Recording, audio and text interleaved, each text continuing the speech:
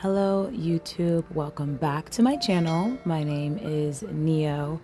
Just getting started by showing you this client's previous set. She came back for a refill slash redesign. So just letting you see that the nails held up really well. She didn't really lose any bling.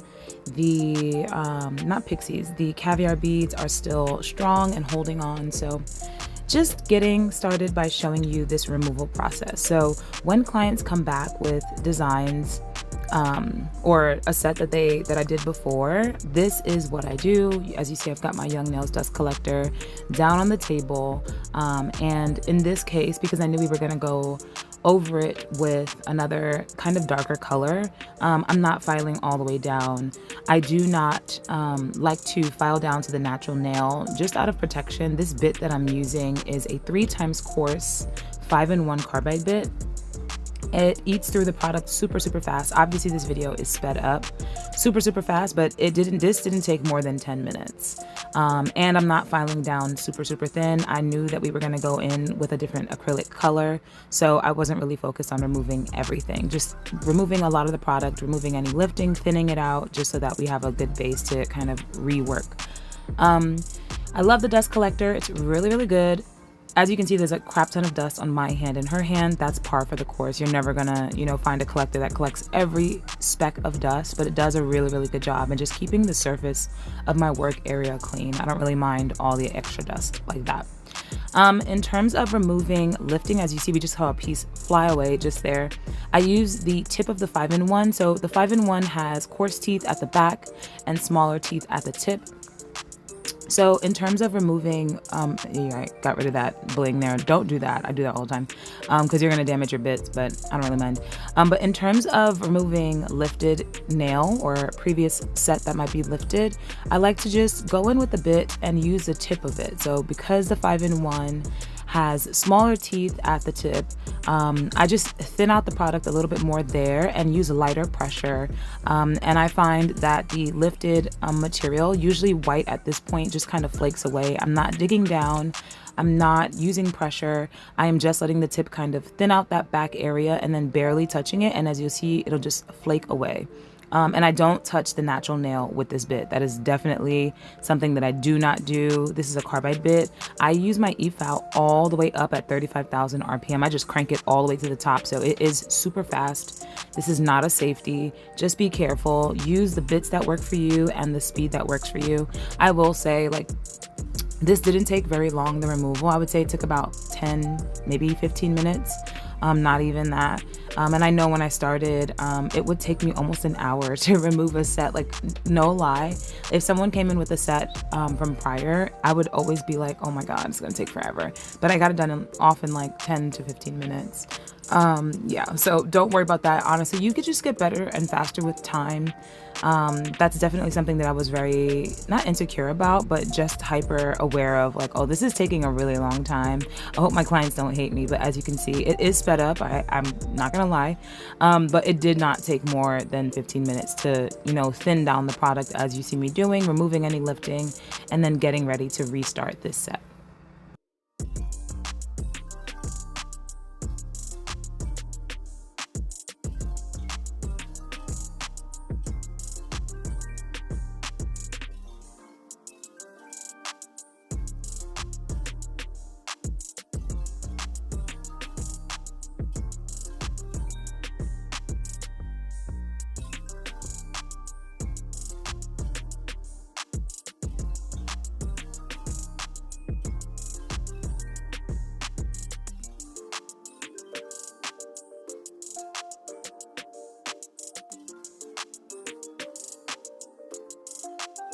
Once at this point, I just go in and begin working the set like I normally would. So as you can see, there's still colored product on her nails and on the previous tips, but no biggie.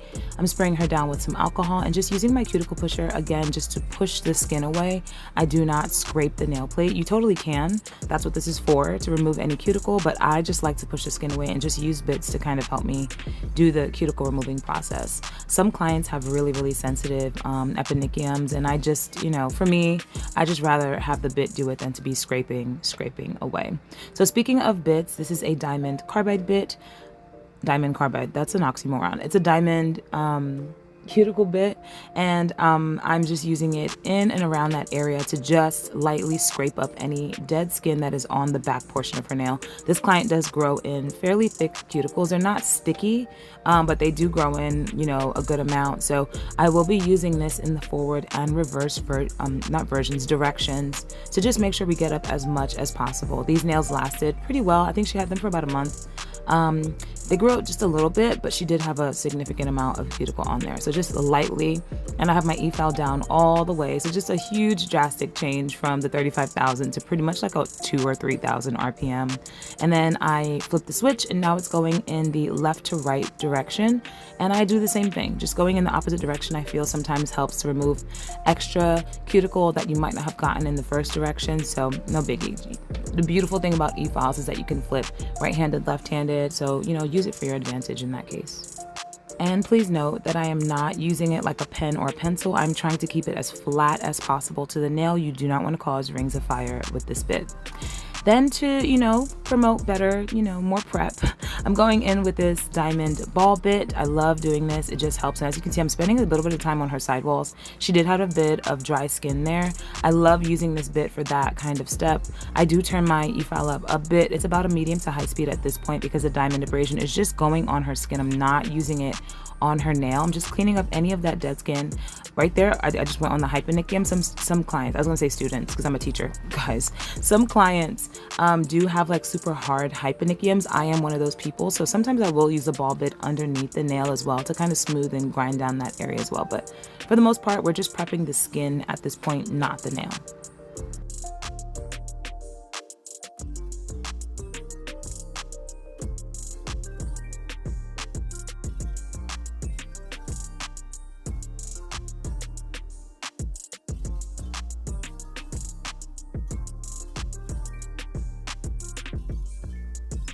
Now to prep the nail, I'm going in with this coarse sanding band from Young Nails and super light pressure. I'm not spending a significant time on the actual back portion of her nail. Mainly I am buffing it lightly and then using the sanding band to kind of blend the previous extension to her natural nail. So just smoothing it out further. So there you go, right there, just smoothing out further so that we don't have like a line of demarcation. I just kind of want it to be blended smoothly into the natural nail that we have at the back, so that we don't get any weird, you know, lines or anything like that when I go in with the new acrylic.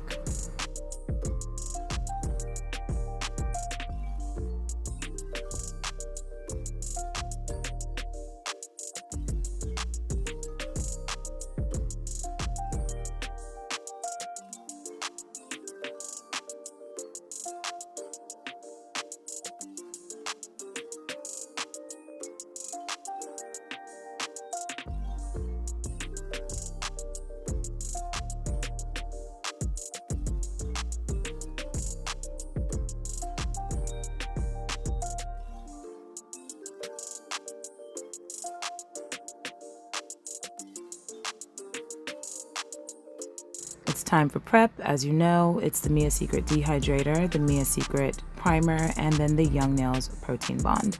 In terms of dehydrator, I try to always use a good amount of it. I want to dry out that back portion of the nail.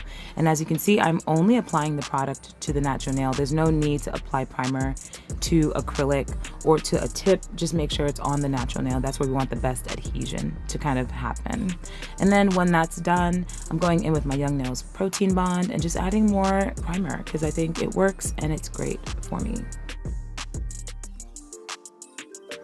So the color of the day is actually another Valentino color. This is Classic Nude, and she actually didn't choose it, but she loved it. Like during the application process, she was like, oh my God, I love a clean nude. And I'm like, girl, I know. But we are gonna be going in for this really cool kind of edgy holiday Christmassy set. I saw some inspo on Instagram. It was a little bit different. It was done in a different color and they didn't use glitter, but loving it. So just, I wanted to make sure that we had a nice clean kind of neutral base to work on. So Classic Nude is perfect for that. Just making sure to have good application at this point. You saw that the nails held up really, really well. I like to focus on the shape of the nail. There you go, folding over. I barely do that anymore, but I feel like I did that a lot in this session with this client, but no biggie. Just making sure to have clean application. As you can see, I'm constantly patting the sidewalls and free edge. That's the beautiful thing I think about acrylic, and especially when you have clients who come back and their nails are not as sharp as they were before, use your acrylic application as a time to kind of mold the product to be sharp so that you're not filing down length to get a sharp nail. Does that make sense? I'm not sure if you know what I mean, but I applied that bead, and as it was polymerizing at the tip, I'm just going to pat it so that it's sharp already, so that I don't have to file down shorter to make it sharp, if that makes sense. But yeah, that's pretty much it. Going in with my cuticle bead, I do always angle. As you can see, I'm angling the finger down, especially at this point. You don't want the product to kind of run back into the sidewall and cuticle area, and if it does, just use the sharp edge of your brush to kind of clean up the sides, just like that. Clean it up. You don't want it touching the skin. It will lead to a surface breakdown, and you want these to last for your client. I'm using the Valentino monomer. Just so crazy to see how well I'm working with these products. I just laugh at myself because I really remember when I first got the Valentino products, I was like, this is not working for me. I'm not understanding. But it comes with time and practice, and I'm always proud of my, growth on this nail journey. As you can see, my application has changed a lot as well. I'm a lot more confident. It just comes with time, honestly, time and practice. I know when you first start, you're just kind of like, oh my God, I want to be good. I want to be like this person. Or why is it taking me 5 hours to do a set? And nowadays I can knock out a set in like half that time, even less. So if you're starting out with nails, or if you're, insecure about how long it might take you, don't be. Everybody starts off the same way. Everybody has the same kinds of concerns. You just get better with time and practice. So just keep practicing, and you'll come into your own. But in terms of this set, it's just the same. I'm gonna apply this acrylic on every single nail, and focus on cleaning up the sidewalls. This is a beautiful color, isn't it? Just making sure to have good application, cleaning up the sidewalls and free edge so that we have a nice sharp shape, and that I don't warp this beautiful square shape that we both love for her. And building up structure accordingly. These nails, excuse me, are a little bit shorter, so she doesn't need a super bulky nail, but you want there to be support and have the apex in the correct area. Where that sits for you is your preference. I like my apex to not be at the back portion of the nail, but kind of moving towards the middle of the client's natural nail. But you do what works for you. Whatever works for you and your clients is right. For my cuticle bead, I like to place it slightly lower than the cuticle and then push it into not necessarily a ball, but kind of round. I feel like it kind of backflows a tiny bit, and then I can adjust the product at the sidewalls, and while it's running down, then use a wet brush to kind of, there you go, blend down. And that's been working for me. If I feel like I need additional beads, then I'll go in and add more beads. But for the most part, this is, my new application style. It just works for me, and I'm really proud to kind of come into my own and come into my stride in terms of application, and not be so concerned with like watching other people. How can I be like this person? Just this is what I'm doing. So, hopefully you can find, if you're a nail tech or if you're interested in, pursuing nails, can find your own, that's what it's about.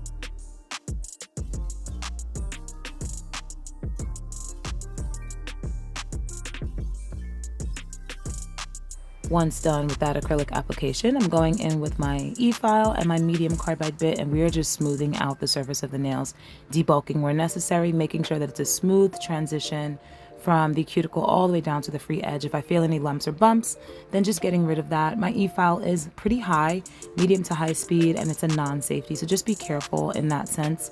It's not super brand new, so it's not super sharp, but I am always cautious and try to keep my fingers fairly close to the client's skin, so that if the e-file kind of jumps or gets out of control or spins around the finger, it will stop at my skin and not, hurt my client. But for the most part, just smoothing out the nails and making sure that we have a nice application to this beautiful, beautiful set.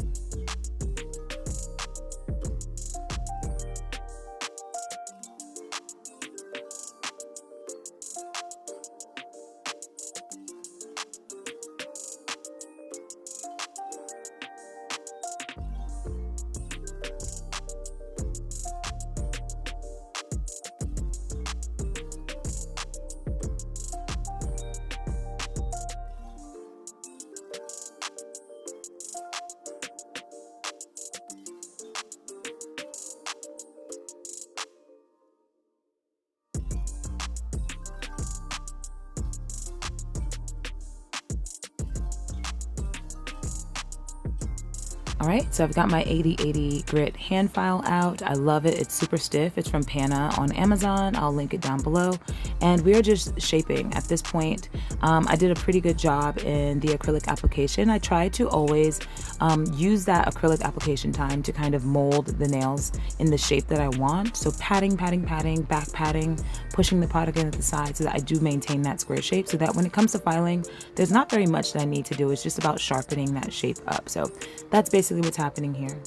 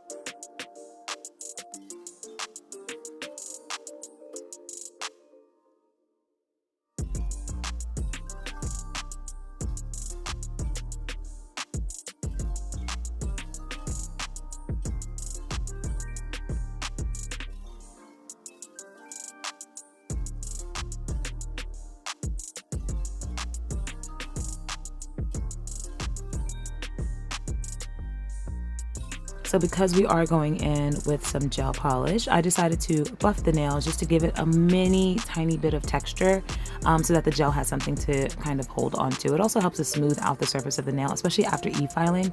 You might have like tiny little grooves or things like that in the nail from the bit. And I like to buff underneath the nail, sorry, so that it dulls it just a tiny bit so that clients are not like scratching themselves or anything like that.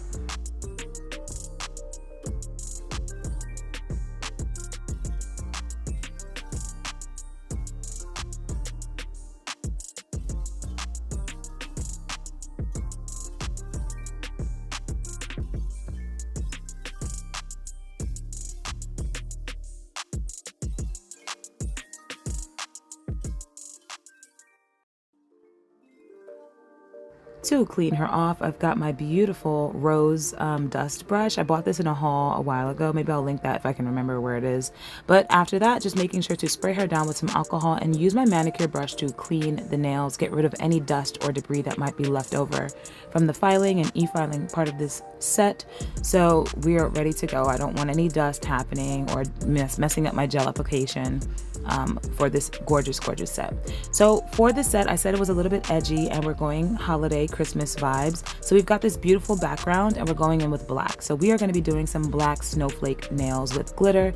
It's super pretty. So to start, we are going to be doing this almondy kind of round French. At first, we actually did a V French, like on the other hand. And I don't know, I'm not a big fan of the V French. And I was just like, girl, do you like this? And she's like, it's all right. I'm like, yeah, if it's all right, then that means it's not what we need to be doing. So we just decided to go in with a classic kind of almondy long nail bed French. And I'm just using this thin black nail striper. Honestly, you can get these from everywhere. I'm a huge supporter of getting them from AliExpress and Amazon just because they're super cheap. I personally don't see myself spending $150 on some gel polish stripers. Like I don't see myself doing that. So definitely check out Amazon and AliExpress for them. Honestly, a lot of them are the same anyway. But yeah, I'm just using this striper, super handy, and I'm trying to work it as thin as possible. Black gel polish, gel polish, the darker, deeper, and more pigmented colors don't cure very well if you apply a very thick layer. So I'm just making sure to work as thin as possible and to go side to side in building up this French. I don't want it to be crooked one way or the other. It's a pretty deep almondy French. I love that, especially for these shorter nails. You can see how short they look now that I have the black on the tip. That's another thing. Just, when speaking with your clients or working with them, if they are nervous about length, just give them a reminder that the nails always look shorter than, you think they're going to by the end of the set. So I'm going to be doing this black French on all of the nails except for her ring finger. If you're someone who's a little bit more clumsy, please don't be like me. Have the client cure in between each finger. If you want, you can switch from hand to hand so you're not like waiting for the LED light, but I don't take my own advice.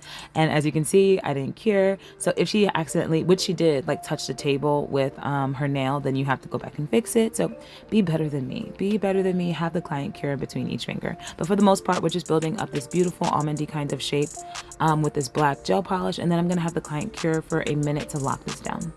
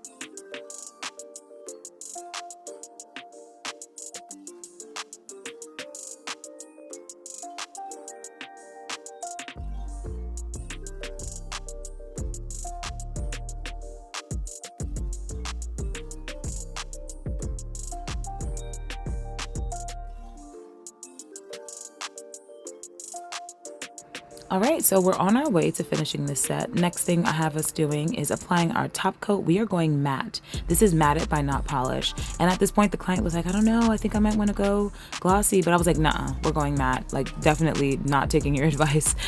So glad she trusted me. It came out super, super luxe and pretty and just classic. I think matte, I'm a matte girl, so I'm always pushing matte on people. But yeah, we're going in with matted from not polish, being very careful to apply a thin coat. We don't want it to be super thick so that it warps the shape that we work so hard for, and just making sure that we cover the entire nail. Have the client cure for 1 minute and then lock that down.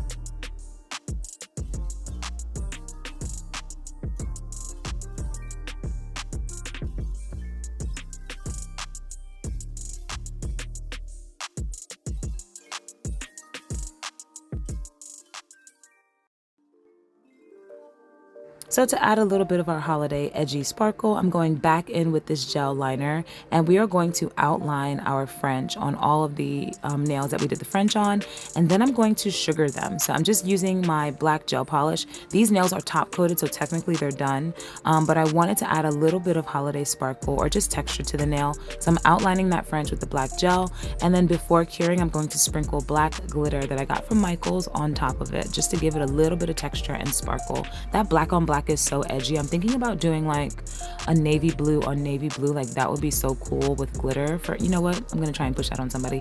But yeah, I just wanted a little bit of sparkle, and we wanted it to be subtle, so the black on black is super cool and clean and sharp.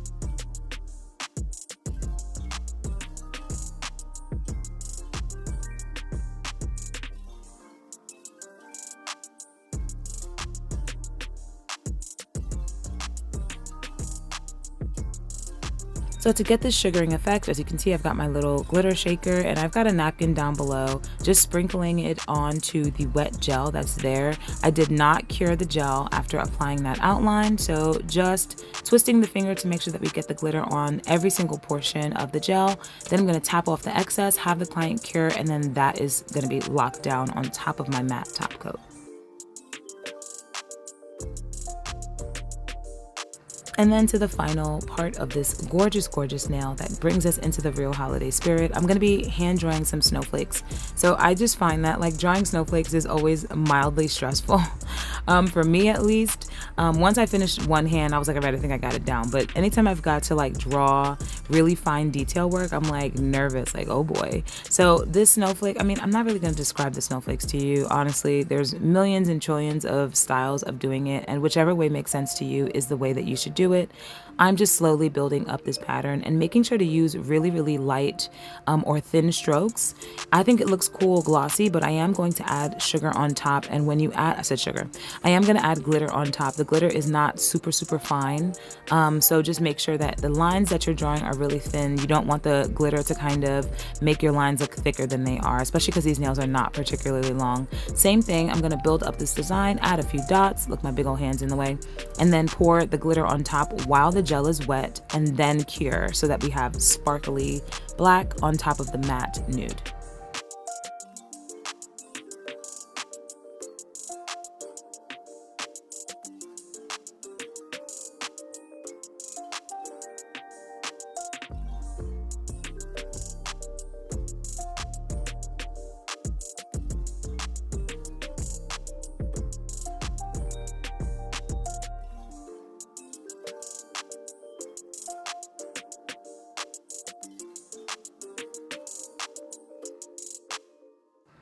So I dusted her off. Here we go. Just super, super gorgeous. And then I was like, you know what? We need a little bit of sparkle. So I'm using my Zule Bling adhesive, just lightly giving tiny, like super tiny beads of the glue. And I'm adding the tiniest crystal AB rhinestones I can find. So this is like an SS2, a 1, I want to say. And then in the middle of each snowflake, so I'm adding 3 for the background. And then on the middle of the snowflake, I'm adding like an SS, I don't know, 4 or something like that. But I just thought that it just added a tiny bit of sparkle. Since we had the glitter sparkle, adding the rhinestones to the center of those snowflakes just added a little touch of something that just, you know, I don't know, it tickled me. I really, really loved it. Gave her some hurry up spray just to lock those down, and then the set is done. Yeah, love it. This is your still shot. You can see the little hints of sparkle, and in the action shot you'll be able to see it as well. I think it's so cool and edgy to kind of do a Christmas set with not obvious colors. Love it. The matte is beautiful and luxe. Hopefully you like this video. Like if you do, subscribe for more. Watch more of my content. I'm so grateful to have you, and I'll see you in the next one. Bye.